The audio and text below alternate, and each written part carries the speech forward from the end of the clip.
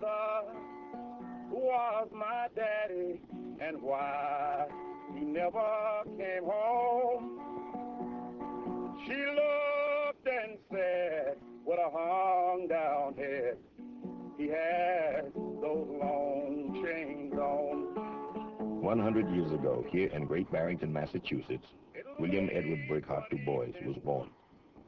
Dr. Du Bois was a brilliant writer and one of the principal founders of the NAACP, intellectual leader of and spirited fighter for his people for over half a century.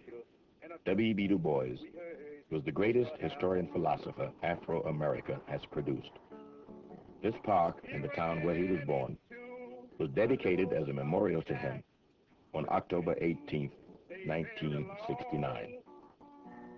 When a stranger left, I asked my mother, who was the man with the long chains on? Yes, I did. Who was the man with the long chains on? She looked at me with a hung down head. Her eyes were very sad.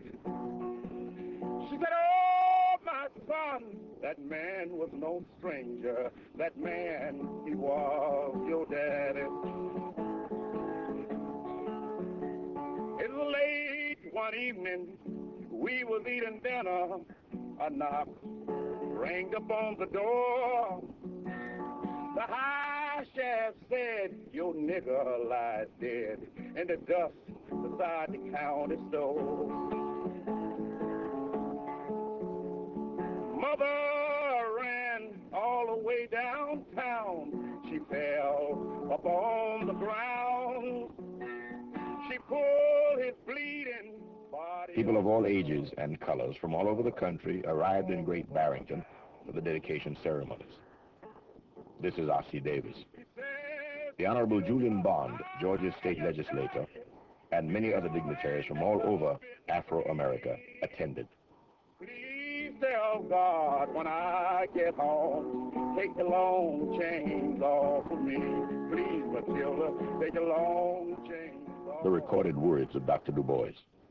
I stepped into my 84th year with handcuffs on my wrists. In my own country, for nearly a century, I have been nothing but a nigger. Within the stable order of things, there appears little need to remind the black man of his place. He is already in it. The thing that excites me most about this great man at this moment is his prophetic relevance to the question being raised in our educational institutions around the whole idea of black studies. The man who did the most profound thinking on this subject in relationship to colleges and universities, who wrote books about it, who instituted under his own aegis black studies in the North and in the South, was none other than Dr. Du Bois himself. And he would be justifiably happy to see the young people in our country taking his ideas and his thoughts and insisting that the educational establishment begin at once to put into practice his ideas and precepts about the necessity of colleges and universities relating to the problems of our communities. That is what the struggle for black studies is all about, and Dr. Du Bois would have understood it and embraced it and done all he could to further it. Everywhere I look, it's midnight. Everywhere I look, there was down the street a mule train rumble. No one cares which way it goes.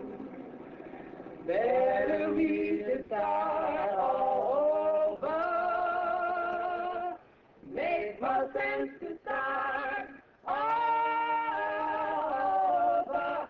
Better we should start all over and make us a whole new world. The idea for the creation of a memorial to Dr. Du Bois came from within the Great Barrington community itself. A black man Dr. Gordon, and a white man, Walter Wilson, are co-founders of Du Bois Memorial Park. Kind of thoughter, mentor, leader. Suppose if I were a religious person, I'd think of him as coming close to being a kind of deity. And I suspect he plays that role for a number of black people. So that the idea of locating his childhood home and acquiring it and preserving it and seeing that it is appropriate or not just seems to be the natural thing to do. So that I wouldn't be able to identify the thing that made me do it, just like I don't identify the thing that makes me eat breakfast. Yes, I felt that this property should be available if the community or the nation can make use of it and get it tied up. That is as far as my original idea went. The Honorable Julian Bond, the Georgia State Legislature. Violence is black children going to school for 12 years and receiving 5 years of education. It is 30 million hungry stomachs and the richest nation on earth. It is a country where property counts more than people. It is an economy that believes in socialism for the rich and capitalism for the poor. It is a nation which can spend $900 per second to enslave the Vietnamese, but only $77 a year per person to feed the hungry people at home. Violence is the little tyrant who heads the FBI listening to your telephone conversations. Violence in this country is an assistant attorney general proposing that black and white militants be put into concentration camps.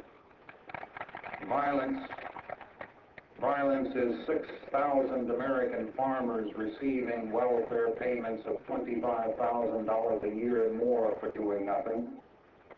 And violence in the final analysis is Richard Nixon and Spiral Ag.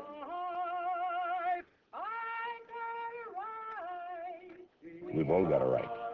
That's what W.E.B Du Bois was talking about and fighting for. It's what we're talking about and fighting for today.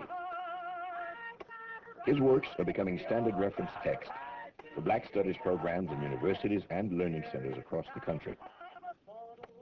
Dr. Du Bois died in self-imposed exile in Ghana at the age of 95. Since his death just 7 years ago, more copies of his works have been sold than during his entire lifetime. But you come out there, we all got a right